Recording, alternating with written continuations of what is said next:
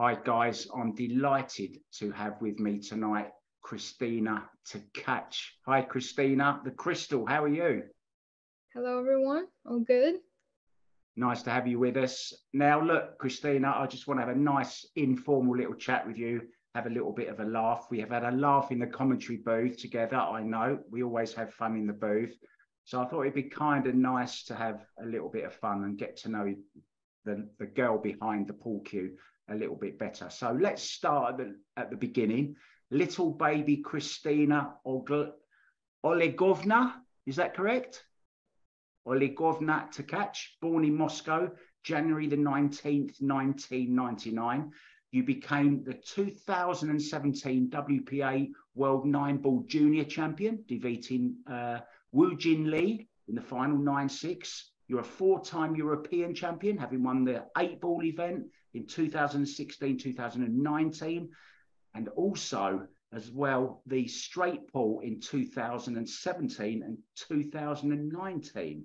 So let's start at the beginning. Tell us when you first took an interest in the game, and when was that special moment that you thought, hang on a minute, I'm good at this, I could maybe make a living? I started because my dad took me to the pool room, and the pool is a little different back home because everybody plays Russian pyramid, and obviously Russian pyramid table is a little bit higher than a pool table, and I was always short, so I couldn't reach the table, and that's how they decided, you know, I can try maybe pool because it's shorter. My dad still had to build like a platform around the table so I can walk because I couldn't reach the table. And I feel like I always kind of treat it seriously because my dad is professional fighter in a back in the days. He did professional judo, not boxer, judo. Okay.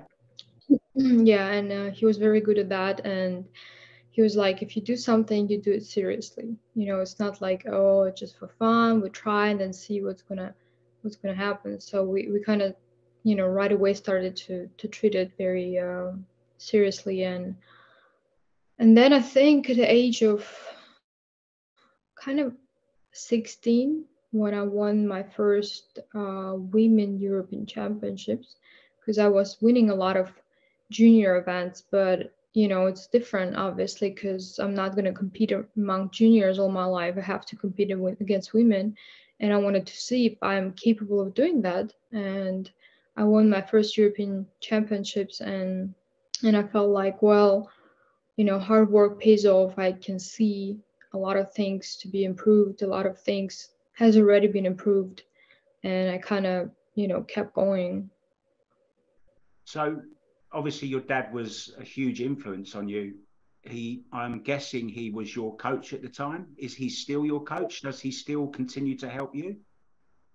Yeah, I mean, we, you know, sometimes when I need some help, you know, to, you know, talk about the plan, the practice plan, I mean, you know, we can think about something together. It sounds like, you know, he's still giving me assignments for the practice and I should do it. Not anymore, of course. And it's not like, oh, you're gonna practice this much.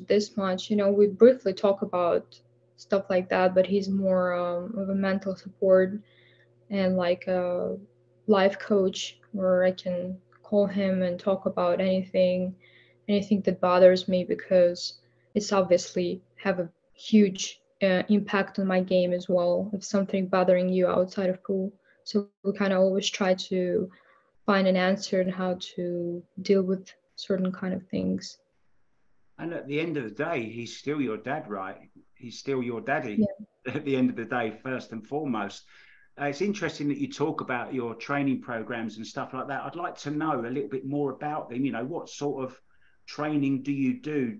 Have you got set times that you practice? Have you got set routines? Do you go to the gym? Your eating patterns? Are you keeping like journals on your practice progression? Tell us a little bit about your practice regime. So I was back home and I visit a lot of doctors because I had certain health issues. Not a big one, but just something bothered me for a long time, giving me like very low energy. I was sleepy all the time, even though I kept the diet, like the healthy diet where you eat a lot of complex carbs and a lot of veggies and like, um, and was working out, but it didn't help. And I felt like really bad and I couldn't do much. I couldn't work out because I was so exhausted every single day. And I visited some doctors and turned out I'm being like gluten tolerant. And I now, since Vegas, I actually started a new diet and I feel better than ever. I can work out. So right now my routine looks like I work out 3 times a week with a coach from Russia online, like lifting, and I also walk every day an hour on a treadmill with an elevation just to fill out my 10,000 steps a day because it's very hard to do in America, especially if you live in a Midwest. And then right currently I don't practice on my own because I have a new project and I have to film a lot of different things. So I do spend a lot of time on the table, not specifically practicing for this particular time. But usually I practice 2 to 3 hours or 2 hours and then another 2 hours in the evening because of my back. I can practice like consecutively for 5, 6 hours like I used to do when I was 16. Getting old So now. and I huh? We're getting old now. Yeah. And then I just put something in my notebook saying that like 30 minutes I want to work on my safeties, like another 30 minutes I want to work on my break. So I'm trying to still like build up the plan for the every practice, so it's not like I just come up there and randomly do things. We had a little discussion during our commentating together in Las Vegas. We spoke. I was mentioning how I think your game has improved so much within the last year. I was just wondering if you feel that you've gone up to the next level again, because I certainly think you have. And what have you actually, improved? What has been that big step, do you think? Because you've definitely made one. Yeah, I feel that I step on another level, and it was something I struggled for a long time because at 2019, I feel like I hit my ceiling and I couldn't improve. And no matter if I practice 6 hours a day or I don't practice at all, nothing's changing in my game, and it was really bothering me for a long time. And I felt like I'm missing something. It's like a feeling that you get something is wrong.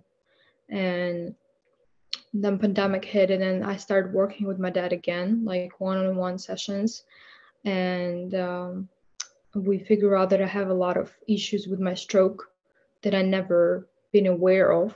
So we start basically from the beginning hitting one ball for a month and just break down everything and build a new building basically. So the whole 2020 I was in transaction, um, changing my stroke, and then 2021 took me the whole year to kind of get adjusted, and it was a roller coaster of I feel great and I run out racks that I think I would never do with my old stroke, and it feels great. And then something when we wake up next day and I feel so bad, like I'm literally breaking down and cry, calling my dad saying something is wrong with my stroke again. I don't understand why, it's not the same feeling.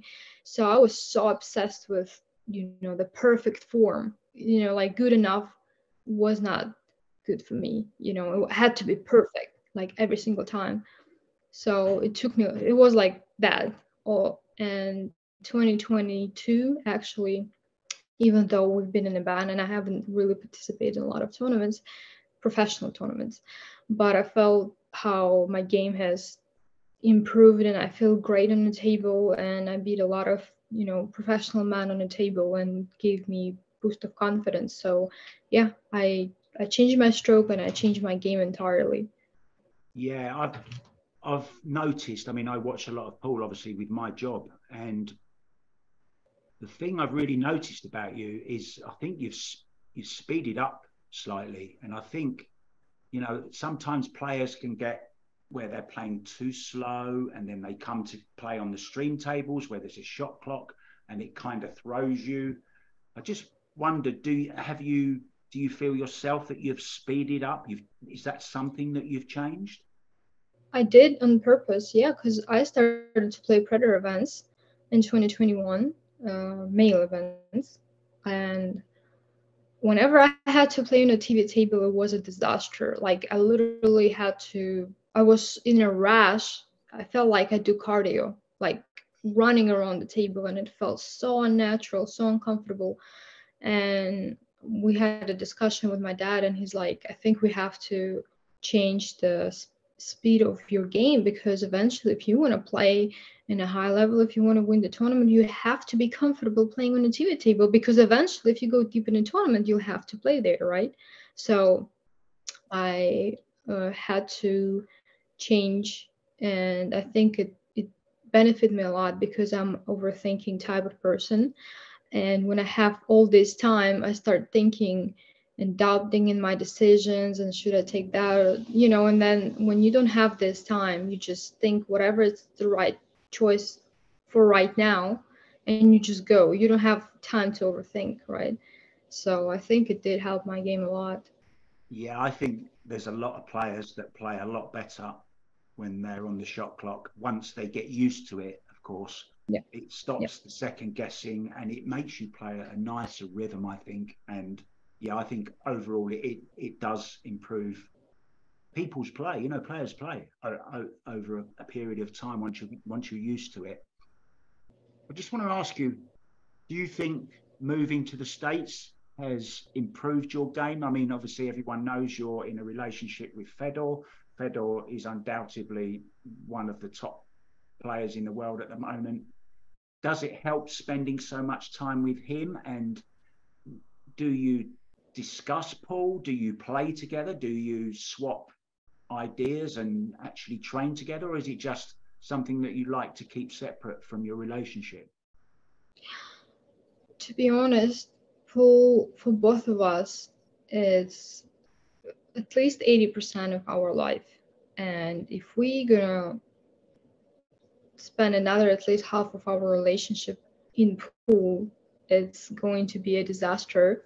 So despite everybody's assuming us practicing every day together, and like peer and filler, which is great, and it does work for certain couples, but we don't really do that a lot. Sometimes when I'm getting ready for the tournament, we can play a little bit together and talk about the game, or whenever Fedor watching my games, he can advise me on certain my decisions. Like I could have played a different shot, a different way, but we don't really talk much about pool as a game. Like people, events, rumors about anything around pool, but not pool specifically. And there are certain things we talk, of course, about, but not really. You know, I don't think anyhow like our relationship helped me in my game itself. Maybe mentally it did help in certain aspects, because we talk with Federer a lot about mental game as well. But yeah, it's a little different than what Yeah, everybody.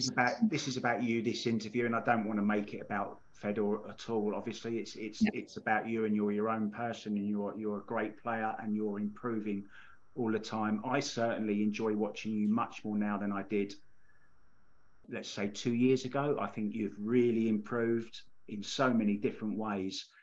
And I just think it's because you are playing in these events. You've played against so many of the men. And the reason I want to bring that up is because when I spoke to Kelly Fisher, I'm very good friends with Kelly, and we talk about lots of stuff together. She says one of the big things that she learns from playing against the guys is their shot decisions. They're Yeah. making shots and going for shots that maybe women don't see. Maybe they think a little bit differently. I just wondered what your thought on that was. Do you actually learn, not just from playing better females, but better players in general? I mean, I'd say men, because I totally agree with Callie, you know, if you take the best women and the best men, and if let's say they have equally perfect stroke that allows them to shoot straight every time and be super accurate, then it comes to decision making, especially under the pressure, you could see some women, you know, a lot of top women making very questionable decisions. And I'm sure whenever they watch their matches, and me including, you're like, what on earth I've been thinking about? Like, how did you come up to this decision? Like anything but this decision. And whenever you watch men, even we're not even talking about top men, you know, like very good average male pool player, and you could see how different their decision making is than even top women. And of course, whenever I watch a lot of games in my free time, and writing down, and I do notes, and then I go to practice and set up this kind of position and trying to remember and see why they chosen this way. But it's certainly very different for men and women. I don't know why, I don't know how, but it is my opinion. This is what I've been observing. And sometimes when, you know, guys watch girls playing, they're like, you know, like, why?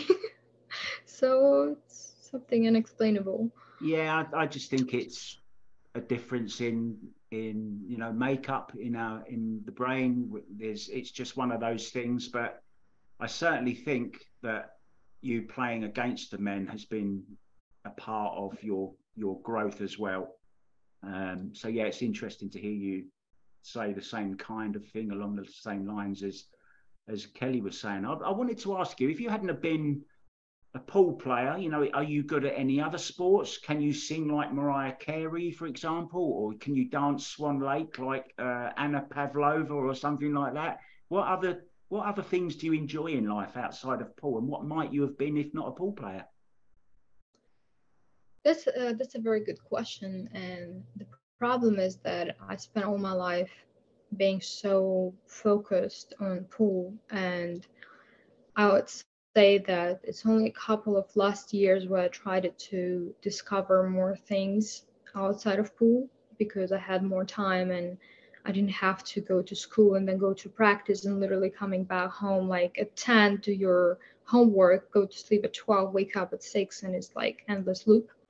So I had a little bit more free time, and I do a lot of reading, and I think psychology is something that really interests me a lot. I read a lot of books about it, and I think maybe, you know, maybe I could be a psychotherapist. I really like to listen to people, and of course, it's not the same as being professional therapist and giving advices. It's not the same, right? But I think it's something that I really enjoy doing, and also I really love animals a lot, like dogs, and I'm just so into animals. And I think maybe um, you know, some work with animals somehow. I don't know how, because I never had a chance to try something outside of pool. But I also do kind of like this very aware life, you know, where people do meditation and yoga and very deep self Yeah, analysis, yeah. yeah. Just something like a more spiritual path, you know. It's hard for me to explain what I'm saying, because it's more the feeling of just being super aware and being very conscious about your life. Do you do yoga now or anything like that? Meditation, and you Yeah. do that now? Yeah. You do, yeah. So you're saying that you love giving advice and that, and something I always like to ask professional pool players like yourself is, what piece of advice would you give to somebody starting out like you did when you were, you know, 14, 15? What advice would you give to them now, knowing what you know now? Well, I'd say I think my way was pretty successful, and it's not like there was a whole lot of mistakes that I've made during my career. But if we talk about pool, right, because it's very good to separate. My first advice would be to separate areas, right? Let's say pool, your brand, your media presence. It's very different aspects. And when you start, when we talk about pool, it's very important to keep all your focus in really one thing, because it's whenever you try to do multitasking and doing that and that and that and that, then it's really hard to focus 100% on each separate thing. So I would advise to choose something one and dedicate your time to at least a couple of years and see how it's going to go. If you don't see any changes, if you don't like it, you go ahead and do anything else. But if you decide to play pool, you just committed 100%, because this is the only way for me how you can get to a top level is commit yourself 100% to something that you do. And then once you're being good at that, you can think about what is my, you know to build up the brand, because this is what I'm actively doing. And I think it's something that every player has to think about, is their own brand, because this is what's going to make you a lot of money, or might make you a lot of money. And it's very valuable thing for any athlete, for any person nowadays, especially with social media. So just learn how to use social media in a good way. Yeah, very true. Branding yourself, and the sponsors, of course, love their players to be active. I mean, what we're doing right now is part of that, right? This is for SPM Media magazine, which goes out online, and it's why I do it as well, because obviously I'm trying to brand myself, and I want to keep in social media because it's all part of the bigger picture. But what you said was very interesting about concentrating on certain things at certain times and putting things in boxes where, like, there's your social media, there's your training, there's your your reading, your mindset and your yoga and all that kind of, put it all in different boxes and know when you can just store them away and then concentrate on one thing at a time. Very, very good advice. And from somebody so young as you, I find that admirable. It's really, really great. Um, so Kristina the Crystal, where did that come from? My nickname ideas. Uh, it's a long story, because I made a poll in my Facebook in 2019 or something about what would people think would be a good nickname for me.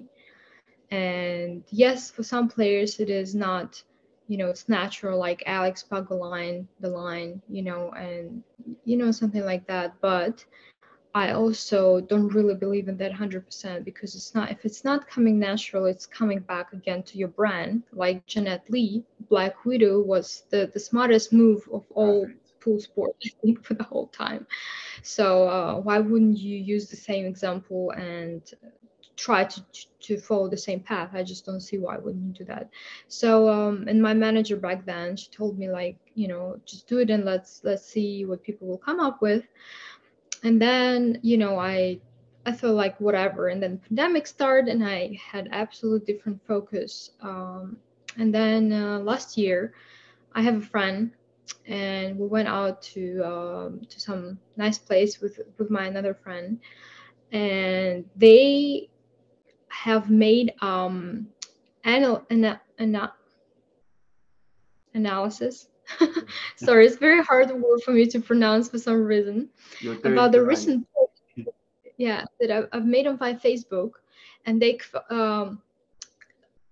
uh, they build it up the plan and qualified. That's probably not the right word. So they qualified? No. Yeah, qualify, like So they qualify them, yeah, into certain, so yeah, about the themes, like yeah, Russian theme, and yeah, then anything that has to be with assassin, like killer, whatever it is, and then everything that has to be with your appearance, like cold white, whatever, like snow queen, whatever, right? So and we tried to somehow find something in the middle. And a lot of people view me, especially when I play pool, I don't show a lot of emotions. I don't show them, right? It doesn't mean that I don't have them, right? I have a lot of a lot in there, but I can show it. So and I look very cold, right? And because I'm also, my background is being Russian, and it's something people think of winter, something ice, snow, and all of these things. And if you combine this thing, what is being cold in the same time being pretty, like precious, fragile, like because I'm a girl. So and the like the light blue colors, kind of snow and eyes and everything, and then we come up with a crystal because it's, it fits everything. And it also sounds very good, crystal, the Kristina, the crystal, with my name. And this is how we come up with that. It's really clever, and I'm just thinking in years to come when maybe somebody's interviewing you in 30 years time or whatever, and other players, and they're saying, oh yeah, well, I think the crystal for Kristina was such a great nickname, just like you've mentioned about the Black Widow.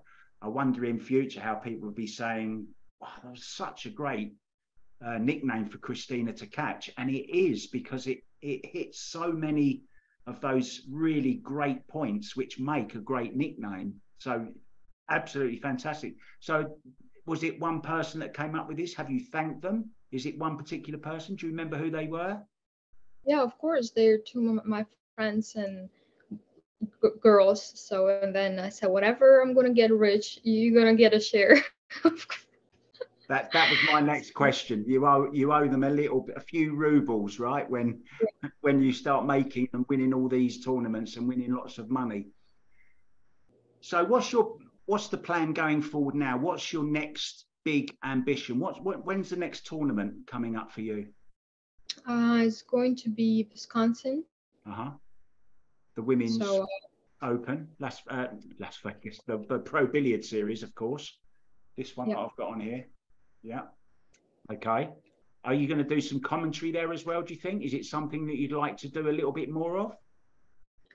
I don't know, because it's hard to combine playing and doing commentary. And I truly enjoyed doing in the World 10 Bowl because I didn't have to play myself, and it was felt like vacation. Anything but pool feels like vacation, even though it takes a lot of effort to do commentary, but I enjoyed it a lot because it's one of these things that I never used to do, and I don't know how it is because obviously I played pool all my life, and I'm so excited as a kid trying new things, and it was amazing. So yeah, I mean, eventually maybe I have to take a look at this kind of path as well, being commentator. But obviously, it's not my native English is not my native language, and I feel like I'd like to improve a little more in this aspect before committing to that kind of decision.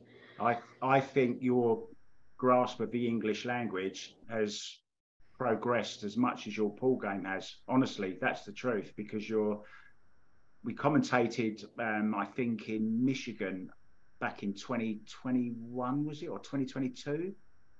And 2020. yeah, and you're so much, you were very shy and timid and didn't really want to talk much, and you was on your phone and you was a little bit nervous. But since we commentated together in Vegas, I think you've just raised your English is so much better, and your confidence, and it's linked, right? You're more confident because you can speak the language better. But you're good fun. You've got a good sense of humor. You get my sense of humor, which is rare. Not a lot of people get my sense of humor. So thank you for putting up with me in the commentary booth. Right, I have a question from a viewer called Diane Vaughan on Facebook, and she would like to know two questions. One, do you prefer 9-ball or 10-ball? And also, what is your favorite venue that you've played at? I prefer the 10 ball. I do enjoy the game to be more complicated. a little bit more complicated.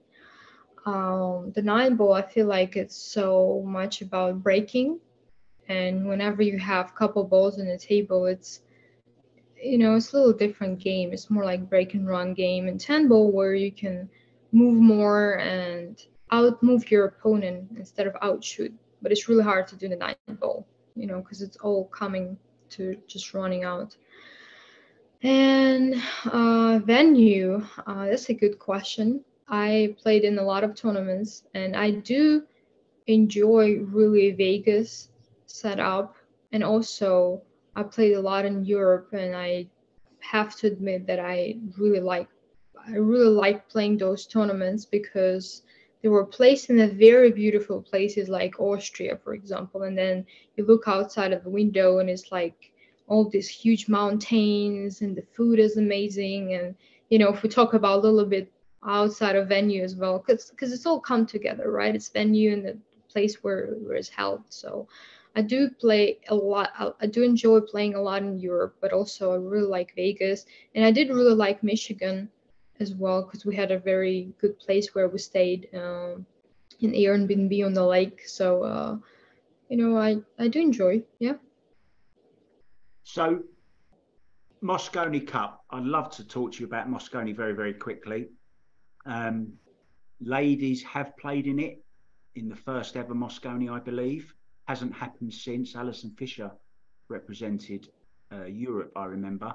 Is that something you'd like to see happen again? Do you think it would be a good idea to have a woman on the Moscone team, 4 men and 1 woman, or 3 men and 2 women? Or what do you think? I think it has to be one woman because it's just this format is always exciting, but I heard a lot of people saying that it's kind of getting old. It's kind of getting boring and it's the same thing over and over again. And I think women would really refresh the whole picture, and it would be very good for women's sport as well because there's so many tournaments for men. There is all these matchroom tournaments and predator tournaments, and it's great to see the men's sport grows. But as a woman, I would also like to see, and I do see because right there we have a lot of new tournaments, but it's still not in comparison with men. And I think this would really help out a lot the sport, and it would give more women opportunity to look up at something when you play on television. Is very good for your sponsors as well. Just give us a little more chance to make better money. So Yeah, I don't think it's going to happen though. I just don't see where it's going to come I from, think where and when.